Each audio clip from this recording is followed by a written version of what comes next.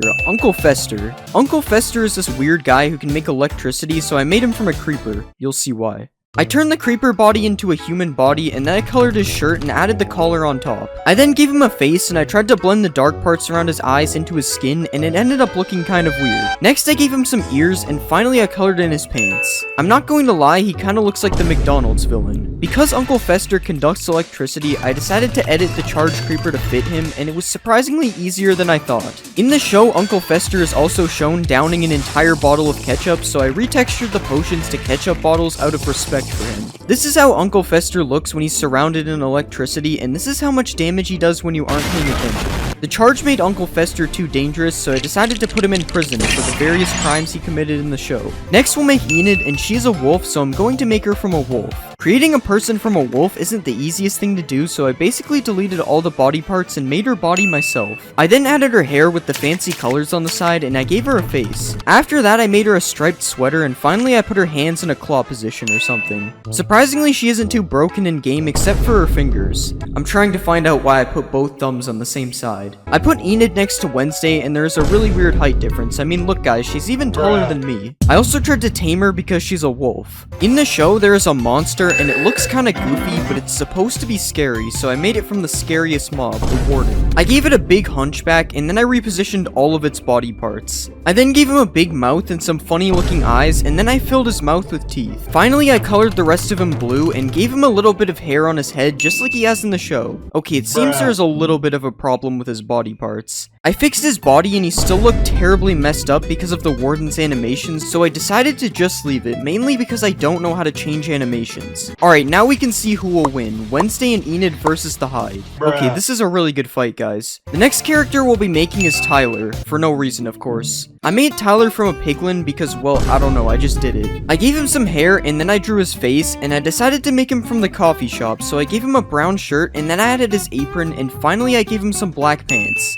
I added him to the game, and I noticed that I made his head way too big. Also, there is something wrong with his apron, but I'm not fixing it, I don't care. Now that I had made Tyler, I decided to recreate the dance scene. I had to build it in the nether because, well, you know. I used quartz and black concrete to make the checkered floor design, and then I added this stage with speakers on it. After that, I added these tables on the side, and I filled the entire roof with black concrete. Next, I made the walls blue, and I added these chandelier things on the roof. I edited Wednesday's model to make her wearing a dress instead, and then I edited Tyler's model to make him wearing a suit. Finally, I spawned a bunch of random people on the side, and then I spawned Tyler and Wednesday. Oh yeah, I forgot about her arms. Now, unfortunately, I don't know how to make Wednesday dance, but I do know how to make Tyler dance, if that helps. Next, let's add Xavier. Xavier? I forgot how to say it. Xavier is a magician or something, so I decided to make him from an illusioner. I added his long hair, and then I gave him some eyes and a mouth. Next, I colored his shirt blue and added some details to the front. The school uniform has a bunch of stripes on it, so I added some black stripes all around his shirt, and finally I colored in his pants. I spawned him in the game, and this is how he looks. Honestly, it looks pretty good. I think his head might be a little too big, but I keep doing that, so it's fine. In the show, Xavier is shown doing archery, so I decided to see how good of a shot he is. Okay, that's one hit. Alright, now he's missing every shot. Oh, he hit me again. Let's see what happens if I hit him. Oh, that wasn't a good idea. Yeah, that's probably why they never added this mob. Next, I'm going to be making the Addams Family characters. We'll start with Gomez, who is a very successful businessman, so I made him from my favorite businessman, the Wandering Trader. First, I removed his clothes, and I don't know what I was doing here. But next, I made his body a little larger, and gave him some hair, and added his mustache, which makes him look like he has rabbit teeth. I then colored in his clothes and gave him a fancy collar, and finally I added some stripes all around his suit. For some reason his arms are kind of busted and his teeth look more like rabbit's teeth than ever, but I think he looked fine. Okay, maybe that's a problem. Apparently Gomez is worth $2 billion, so I went to check what he was selling to try to be like him, but I just found a bunch of useless items.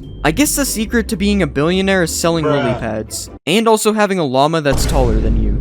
Next, let's make Morticia, and Morticia is supposed to be a witch, but I already used the witch, so I used the evoker, because that's kinda similar, right? I removed all this stuff and gave her some hair and some face, and then I colored her dress fully black and extended it down to the floor because it's very long. I don't really think this one looked that good, and the dress on the floor really doesn't help. Why did I do that? Her neck is also not attached, but that's probably normal for the Addams family. I also tried to spawn her with Gomez, but she just tries to kill him. Next, let's make Pugsley, and in the show, Pugsley gets bullied, so I made him from a chicken. I moved all the chicken's body parts to make a human body, and then I gave him some hair and added his face. Next, I gave him a black and white striped shirt, and unfortunately, I decided to change the chicken legs to human legs instead. I added him to the game, and he was still flapping his wings like a chicken, but his head was completely broken, so I had to fix his head. I'm honestly surprised that he looks pretty normal, other than the flapping wings. Even baby Pugsley doesn't look broken. I then decided to put Pugsley in a locker, just like in the opening scene.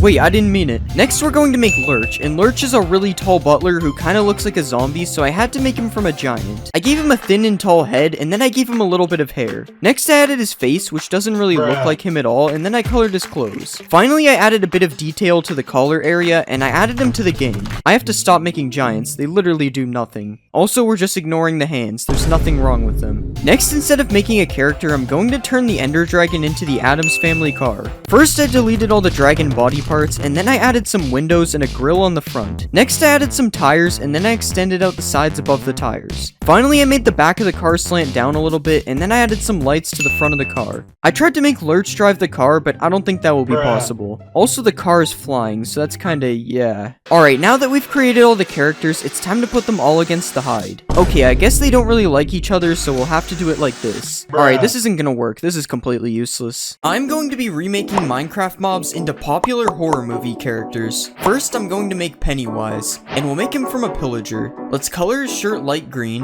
Now let's color his face white, and we'll give him some eyes. Now let's draw his mouth, and we'll give him a nose, and we'll give him some hair. Now let's make his forehead bigger, and we'll add the thing around his neck. Now let's extend his sleeves out a bit. Now we'll add the red things on his chest. Now finally, let's give him some shoes. And I think that looks really good. Let's see it in game. That actually looks really good, but his face is off by a bit, unfortunately. This guy actually looks really scary. I'm not really liking him pointing his bow at me like this. Let's spawn an army of Pennywises. Okay, why are they all pointing their bows at me? Let's watch these Pennywises attack a villager. I'm sorry, villager. Yeah, they're all gonna kill each other before they kill him. Okay, they finally got him. Okay, they need to stop pointing their bows at me. Let's spawn an iron golem to take care of them. Oh wait, this is not an iron golem. I'm using a spooky texture pack, so I guess they made a pumpkin golem. Oh god, he just took a ton of fall damage. Oh, the iron golem couldn't kill them all. Alright, I'm going to give Pennywise a 10 out of 10. He's literally terrifying. It's time for the next mob. Next, we're going to make Michael Myers. For this one, we'll use a piglin brute. Let's remove all this stuff, and we'll make his head a bit smaller. Now let's color his body blue, and we'll color his head white. Now let's give him some eyes, and we'll give him a mouth as well, and we'll give him some brown hair. Now let's give him a nose, and we'll add a neck to his shirt. Now let's give him a pocket and a belt, and we'll color in his hands. Now finally, let's give him some shoes, and I think we're done. Let's see this in game. Oh, that is not him. Okay, that is much scarier. He's going to turn into a piglin though, so we have to go to the nether. Okay, this is better. Let's spawn a baby Michael. Oh, piglin brutes don't have babies. Let's get chased by Michael Myers. Oh god, he's kind of fast. Okay, we got away. Let's see if Michael Myers can beat Pennywise. Never mind, they both just want to kill me, I guess. Let's spawn more Michael Myerses. And let's see if they can beat the warden. Okay, seriously? They won't fight the warden either? They'll fight me though. Seriously, Pennywise too? I don't even have a weapon. Can't kill me now. Oh god, not the regular piglin. Alright, I'm also going to give Michael Myers a 10 out of 10. He looks really good. It's time for the next mob.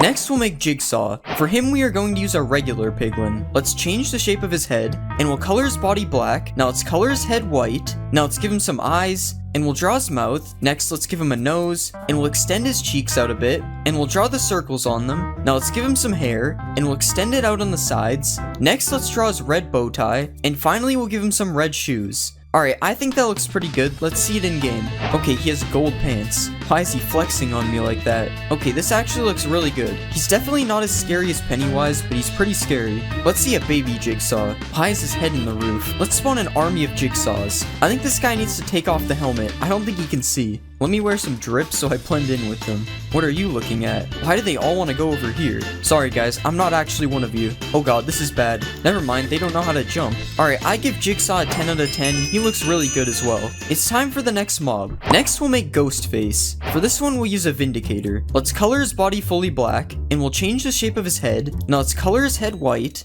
and we'll add his eyes, and his nose, and his large mouth. Now let's add his hood over his mask, and we'll make this part look like it's ripped. Now finally, let's extend out his shoes, and I think we're done. Let's see it in game. Finally, we can go back to the overworld. Okay, his mouth is sideways, and there's also some problems with his hood. Let's watch him chase a villager. If I gave him a knife, this would be 10 times better. Rip villager. Is that an orange creeper? Speaking of orange creepers, you should subscribe. We're so close to 300k. Let's spawn an army of ghost faces. And let's see if they can beat the pumpkin golem. Okay, the pumpkin golem literally had no chance. What about 2 pumpkin golems? Okay, Ghostface is just too powerful. I'm going to give Ghostface an 8 out of 10. He's kinda broken. It's time for the next mob. Next, we're going to make Jason. For him, we are going to use a skeleton. Let's make his arms bigger, and we'll do the same for his legs. Now let's color in his head, and we'll extend out his mask. Now let's add some red details to his mask. Now let's give him some brown hair, and we'll color his pants a darker gray, and we'll put his yellow jacket on the outside. Now finally we'll extend out his shoes, and that looks pretty good. Let's see it in game. Okay, that looks pretty good. His head is a little big though, but I actually like how his mask turned out. Okay, why is there scary chickens? Let's see if Jason can take down a wolf. Okay, he's just running. Maybe it's because we gave him a bow and not a sword. Nope, he still runs with the sword. He runs from the wolf, but he won't run from me. He's getting destroyed even with the other mobs chasing me. Maybe next time he should run from me. But honestly, he looks pretty cool with the sword, I won't lie. Let's spawn an army of Jasons. And let's see if they can beat the pumpkin golem. Oh no, why did they shoot the creeper? Okay, they're literally all just fighting each other. Oh, there's zombies coming in, they have backup. The zombies stole the kill from them, that's embarrassing. Alright, I'm going to give Jason a 9 out of 10. His head was a little big. It's time for the next mob. Next, we'll make Frankenstein. For this one, we're obviously going to use a zombie. Let's make his head a bit bigger, and we'll color his body black. Now let's color his head green, and we'll give him some eyes, and a mouth, and we'll add his red scar on his forehead. Now let's give him some black hair, and we'll give him a couple of ears. Next, let's add the screws coming out of his neck. Now finally, we'll give him some shoes, and I think that looks good. Let's see him in game. Okay, he doesn't look too bad. He kinda just looks like a zombie variant though. Well, I guess that's basically what he is. Let's see a baby Frankenstein. Okay, baby Frankenstein is very fast. Let's see what he looks like with speed too. Okay, now he won't move. Oh my god, that is way too fast. Let's spawn an army of Frankensteins. Okay, now these are just zombies. He's not special anymore. Let's watch them all try to kill a villager they can't reach. This is Frankenstein IQ. Is Frankenstein supposed to be stupid? I'm not even sure. Alright, I give Frankenstein a 7 out of 10. He looked average. It's time for the next mob. Next, we're going to make Dracula. For this one, let's use a villager. Let's color his body black, and we'll make his head a bit smaller. Now let's color his head, and we'll give him some red eyes. Now let's draw his mouth, and we'll add his vampire teeth. Next, let's give him a nose, and we'll add his eyebrows. Now let's give him some hair, and we'll add his cloak. Next, let's give him a white shirt, and we'll give him a red tie. Now finally, let's color in his hands, and I think we're done. Let's see him in game. Okay, there's something wrong with his arms, but other than that, he looks pretty good. I'm sorry, Dracula. Okay, he's already dead. Wait, this Dracula is still running away. If only he could turn into a bat and fly away. Let's see what baby Dracula looks like. Yeah, this looks like a kid in a costume. He's so small. Let's spawn an army of Draculas. Okay, I don't know why I did this. I just wanted to bully them. Surprisingly, they're actually getting away. And the Pennywises are just killing each other. Wait, what is this yellow thing in the tree? Okay, the tree literally has an eye.